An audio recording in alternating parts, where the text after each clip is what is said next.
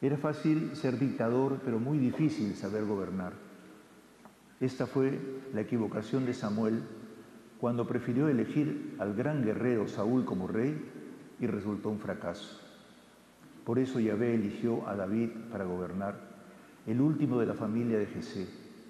Quizás porque en general el que es el último hijo, si toma en serio su lugar, puede comprender mejor cómo abrir una historia encerrada en las categorías de los mayores. Nuestra república se constituyó muy difícilmente y es probable que sea así porque primó siempre la sombra de la dictadura. En efecto, la actitud dictatorial y mandona viene de personas sin vocación entrañable. Quizás por eso el sujeto dirigencial se forjó sin vocación democrática, primando más los intereses particulares que el amor entrañable en favor de todos. Pero aún así, el anhelo democrático anidó en el pueblo sencillo que amó la unidad del Perú. Desde orígenes socioculturales muy diversos, intervino múltiples veces para corregir el espíritu dictatorial. Si bien aceptó la dictadura en algunos casos y de manera transitoria, un sentido profundo de dignidad terminaba por sacar del medio al que pretendiera perennizarse. Así le sucedió hasta al mismo Simón Bolívar, que declarado suprema autoridad en 1823 y enarbolado dictador en 1824, duró como tal solo hasta inicios de 1827. Los aspectos positivos de su ser dictador, se fueron opacando ante la exigente tarea de ser gobierno. No comprendía la necesidad de hacer surgir la democracia y superar su concepción autoritaria de lo político. De allí su enemistad con Francisco Javier de Luna Pizarro, quien procuró siempre, a costa de varios exilios, forjar unas líneas maestras del sentido de la dirigencia lejanas a actitudes autoritarias. Es verdad que a veces un gobierno fuerte es remedio transitorio ante el peligro de la anarquía o de la pérdida de la independencia lograda, pero solo la estabilidad y el respeto a la autodeterminación de los pueblos y a su gestión democrática, con la más amplia participación, es lo que asegura una patria de digno futuro. Ya en 1822, en el Congreso Constituyente convocado por José de San Martín, antes de dejar el Perú, un puñado de sacerdotes peruanos inspiraron un sabio espíritu liberal, de tal profundidad que impulsaron las actitudes que hemos ido recogiendo de la Biblia. Los ideales de este grupo fueron retomados por Francisco Javier de Luna Pizarro, que ella ha citado y que fue también después arzobispo de Lima, el número 20. En 1832, en una célebre homilía en la Misa del Espíritu Santo en Arequipa, realizó un aporte a la redacción de la Constitución que aprobó la Convención de 1834. Luna Pizarro deja ver implícito el perfil del dirigente que la debía elaborar, promulgar y hacerla cumplir. Está aquí el trasfondo humano y profundamente ético que repercutirá hasta hoy como una guía para todo dirigente peruano.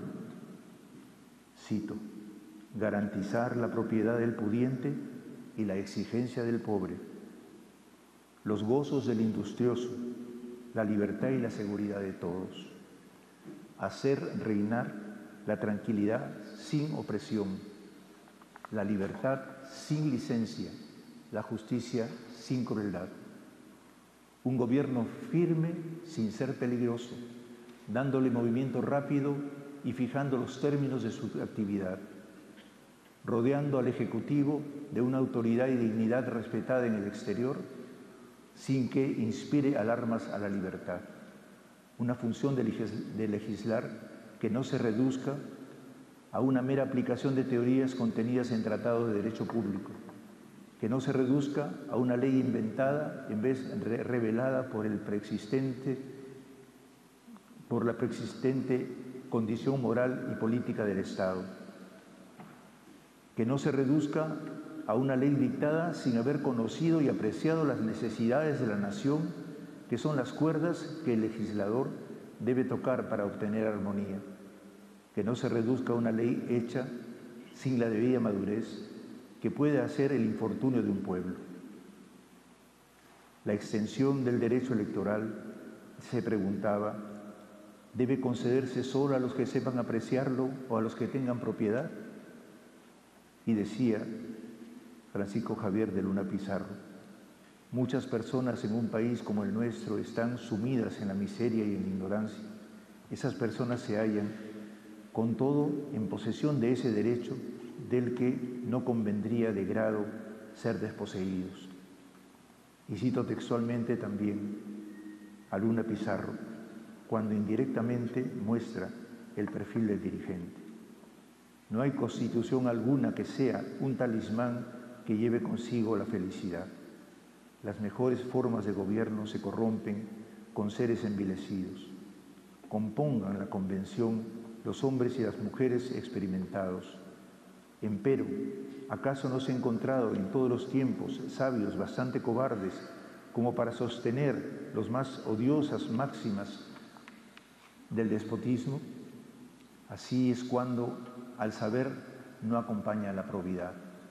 Ciertamente puede sostenerse que ella es la condición más esencial de un representante. La nobleza, pues, de carácter, la firme adhesión a los principios universales de equidad, de justicia, de la moral del Evangelio, de esa moral sublime en que el amor de Dios y de los hombres es el fondo y sumario de la ley. Como cita textualmente la doctora Carmen Villanueva en su profunda obra sobre Luna Pizarro, finalmente lograr la felicidad, el bienestar de los ciudadanos dependía sobre todo de un elemento ético que tenía que acompañar a lo intelectual. No basta el sabio, sino reúne a su vez la moral.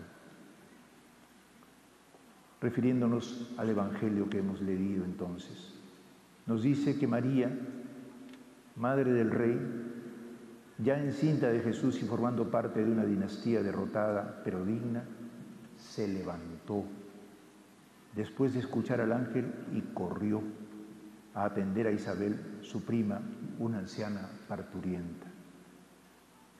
Llegó habiendo corrido varios riesgos y se quedó con ella 3 meses para servirla en el parto de San Juan Bautista.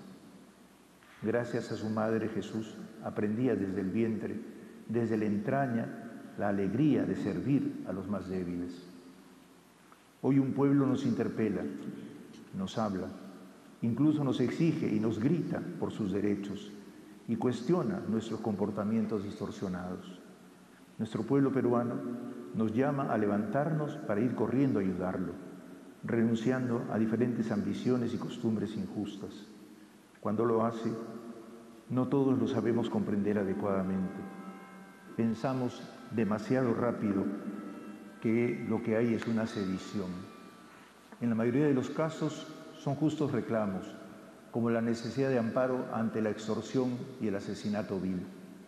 Gracias a Dios que nuestro pueblo no calla, porque es un pueblo digno, consciente de que la república es para todos. República, res pública, realidad para el pueblo, para todo el pueblo.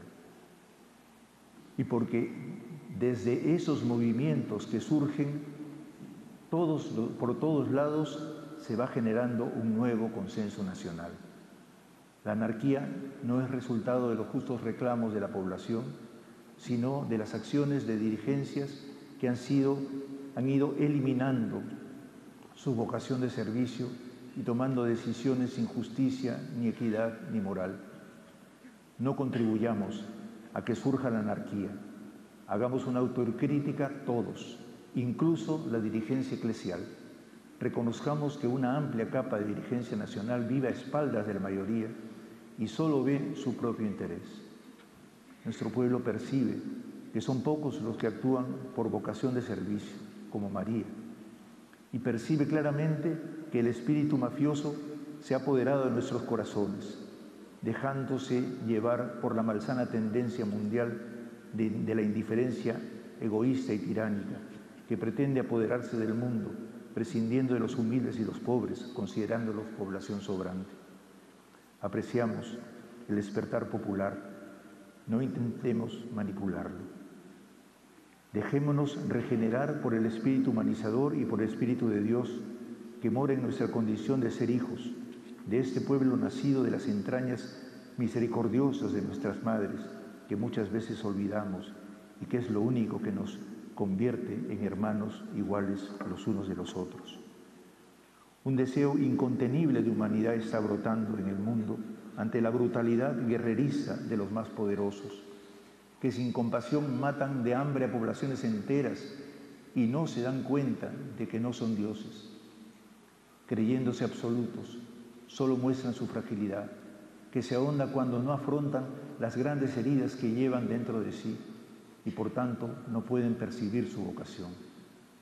Con esta evasión no solo se perjudican ellos, sino que perjudican a toda la humanidad. El Papa Francisco despertó más aún el deseo de fraternidad en el mundo. Hizo de la Iglesia el lugar para todos y todas, y el modelo sinodal de la Iglesia no lo sacó de la nada, sino de la más pura tradición ortodoxa de la Iglesia y de su magisterio. Y esto fue porque se forjó Papa escuchando a su pueblo. Esa misma actitud es ahora la del Papa León XIV. Y ese espíritu lo formó como misionero y solidario, y por ese espíritu fue elegido. Ustedes han visto cómo la gente de Chiclayo lo ha aclamado con tanto cariño. Respuesta al indesmayable servicio a todos, especialmente a los más postergados de Cholucanas, Trujillo y Chiclayo, y a las víctimas de tantos maltratos en la propia Iglesia. ¿Cómo quisiéramos ver ese cariño hacia los dirigentes de los poderes del Estado? Sabemos que en algunos poderes públicos se están implementando reformas, pero en algunos funcionarios aún permanece sobre todo el olvido de sus orígenes. Sí es una gran ventaja que en la mayoría de la dirigencia nacional tengamos personas de todas las provincias. Puede ser un gran peligro y un gran riesgo que olvidemos nuestros valiosos orígenes y no reconozcamos con realismo nuestros límites y graves errores. Toda nuestra diversidad humana es para servir y hermanar, si no queremos autodestruirnos. Más vale aprender a comprendernos para poder comprender mejor al pueblo tan diverso, con tantos problemas, pero tan esperanzado. Que María, nuestra Madre de la Paz, les transmita la inspiración del Espíritu que la levantó para ir a auxiliar a su prima Isabel y para darnos a Jesús.